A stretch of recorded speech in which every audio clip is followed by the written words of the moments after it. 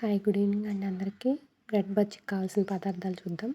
శనగపిండి, ఉప్పు, కారం, పిండి బాగా చల్లించుకొని అలాగా ఉప్పు కారం వేసుకోవాలండి. తర్వాత కొంచెం వాము కూడా వేసాను నేను. బ్రెడ్ని ఇలా స్లైసెస్గా కట్ చేసుకోవాలి. నేను ట్రయాంగిల్ షేప్లో కట్ చేశాను. తర్వాత బాండల్లో ఆయిల్ హీట్ అయ్యాక పిండి నీళ్ళగా కొంచెం కలుపుకొని నీళ్లు పోసి మరీ జారుగా ఆగకూడదు, ఒక మాదిరిగా కలుపుకోవాలి. ఇలా వీడియోలో చూపిస్తున్నట్టు కలుపుకోవాలండి. ముందు కొద్ది కొద్దిగా నీళ్లు వేసి కలుపుకుంటూ ఉండాలి, ఉండలు లేకుండా కలపాలి. తర్వాత బ్రెడ్ని ముక్కలు చేసినవి అట్లాగా పిండిలో ముంచి ఆయిల్లో వేసుకోవాలి. ఆయిల్ బాగా హీట్ అవ్వాలి.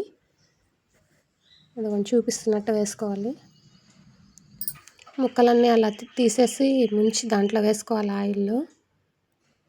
ఆయిల్ బాగా హీట్ అయింది, వేగుతున్నాయి. మరీ మాడకుండా చూసుకోవాలి, కొంచెం కలుపుతూ ఉండాలి అటు ఇటు మధ్యలో. అదిగోండి అట్లాగా. తర్వాత ప్లేట్లోకి తీసేసుకున్నాను నేను. ఇది కొంచెం టేస్ట్కి తీయగా ఉంటుందండి, బ్రెడ్ స్వీట్ బ్రెడ్ కాబట్టి. దీన్ని నేనైతే పండు మిరపకాయ పచ్చడితో అయితే సర్వ్ చేసుకున్నాను.